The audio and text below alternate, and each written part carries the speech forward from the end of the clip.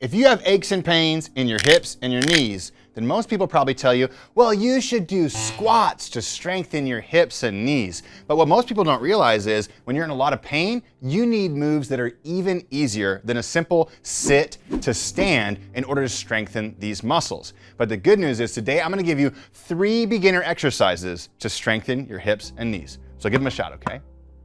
Move number 1 is the lying clam. This is a great move because it creates flexibility in your internal and external rotation of your hips, as well as strengthening the muscles on the sides of the hips and the muscles that run along the insides of the thighs, both responsible for stabilizing your hips and your knees. And you can do this anytime, anywhere, especially first thing when waking up or right before bed. So here's what it looks like. Just relax, lay down on a surface, drop your shoulders away from your ears and turn your palms toward the sky just so we have good posture. From there, bend your knees and bring your feet together and bring them to a place that's comfortable where your heels are about a foot or 2 away from your butt. From there, you're gonna let your ankles and knees drop to the outside. And then right here, we're actually going to try to drive the knees towards the ground until you feel the muscles on the outsides of the hips squeezing. So really try to push the ankles into the ground and push the knees down into the ground as you do this. And that's what's gonna activate the glute muscles so that you're getting flexibility and strength at the same time. Then slowly bring everything back to the start position, but don't just stop here. Squeeze the knees together until you feel the muscles on the insides of the legs firing. And what you're gonna do is just go back and forth like this for around 60 to 90 seconds until you feel a little bit more range of motion and you feel those muscles get a little bit of a pump to them, all right? You can do this movement again every single day before you go to bed or before you even get out of bed to create more mobility in your hips and more strength in your hips and your knees. Yeah. Okay, now that you've strengthened and created more flexibility in your hips, let's focus on strengthening the muscles around the knee. And this is an amazing way to strengthen those muscles without putting pressure on the knees or without having to move them through a range of motion, which is often hard for people, especially if you have things like joint injuries or arthritis. But this is a fantastic way to do it. And again, you can practice these movements daily because they don't put a lot of wear and tear on your body. And over time, as you build more strength, you'll be able to do things like sit to stands again because you've worked so hard on building those muscles and rebuilding your mind-muscle connection.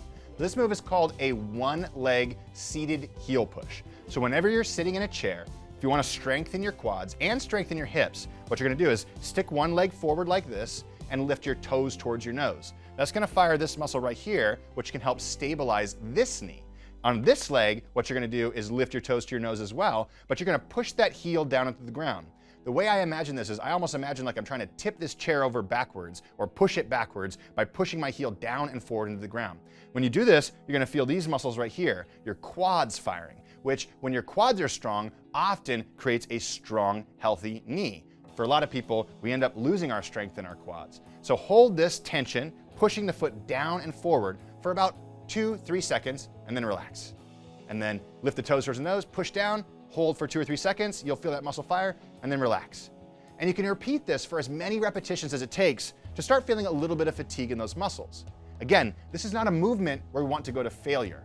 The goal is not to fatigue these muscles to the point where you can't use them.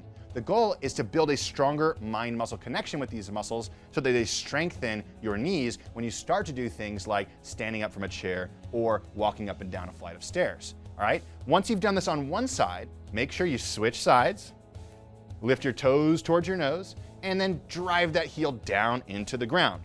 Now, one more thought for you. If this causes any pain in your knees, then you could try doing a few different things. Instead of pushing your heel down and forward, try curling your heel backwards like this, utilizing your hamstring while still pushing your heel down. That will shift some of the focus away from the knee joint onto the hamstring and the glutes, which can often support the knee. So that looks like this. Drag the heel back and then push down.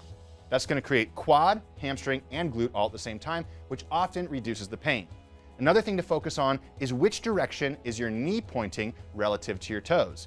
If you notice that your toes are out like this and your knee's in like this, well, there's torque on your knee, and it's no wonder why it's hurting when you're pushing your heel down into the ground. Instead, play around with turning your toes inward, pointing your toes forward, and pressing your heel back down to the ground, making sure that your knee is in alignment with your toes, which should also help you feel a lot better doing this particular movement. Now, once you've done both sides of this, you can do this every single day. You can do this twice a day, again, for about a minute to 90 seconds until you get a nice pump in that muscle, and then move on. We're practicing strengthening these muscles throughout your day so you can have stronger hips and knees that support you in your daily life. Then, once you've done this, go to the next move. Okay, this last move is going to teach you the body's strongest way of moving down and up through the hips and through the knees. And so it's a really awesome move to practice. And that's the whole point of what we do at WeShape, is teaching you that it's not about exercising or doing workouts that fatigue your body or hurt your body. It's about practicing movement, because when you move your body better, you feel better in your body. So practice this movement daily for at least 60 to 90 seconds, and more often if that feels good to you. The stronger you get by doing these 3 movements, the easier it will be to start going from a seated position to a standing position, walking up a flight of stairs, and doing more things in your daily life so that you have more movement freedom and can enjoy your life a lot more. So to do this movement, what you're gonna do is take your feet, turn them to the outside, and take a nice wide stance. A wide stance and a weight distribution back on our heels really helps us to create more of this pressure coming through the hips and the hamstrings, the glutes and the hamstrings, rather than through the knees. So it looks like this. Toes turned out. First thing I'm gonna do is put the weight back on the heels. I'm gonna push my butt back, and then I'm gonna have a chair or a countertop or a dresser, something in front of me for support, okay? I'm gonna keep pushing my butt backwards, keeping the weight on my heels, about 70% of my heels, come down about halfway, and then I'm gonna press my heels into the ground, and really I'm focusing on pressing my hips forward towards the chair. The more I can focus on the hips moving forward like this, the more I'm activating the glute muscles, and the less I'm putting pressure on the knees, okay? Now, another thing here is we wanna push the knee out. Oftentimes when people do this movement, what you'll notice is that their knee starts to cave in like this as they come up and down. This is the knee not going the same direction as their toes, putting more torque and pressure on the knee. So instead, before you even go down, knees turn out. See how my knees turn out? I can feel the muscles on the outsides of my hips working as my knees turn out. Push my butt back, keep the weight on the heels, and then use that heel and that hip extension to stand back up. Now again, remember, this is just practicing movement. So you can practice this for a minute, 2 minutes. You can practice this once a day, twice a day, 3 times a day. Again, the more you practice it, the more you'll learn this move, and the easier it will be to start doing these types of movements in your daily life. And if you want to continue to make progress on this, what you can do is keep going a little bit deeper. So maybe you start at halfway down, and then you work at 3/4 ways down, and then eventually you're able to come all the way down to a position where your hips and knees are in one line, and you're still able to do this with healthy knees and healthy hips because you've built that strength and mobility over time. Now, if you like this video and you want to gain more flexibility to support this newfound strength in your knees and hips, well, we've got a beginner flexibility routine that you can try right here. So go check that out. I'll see you there.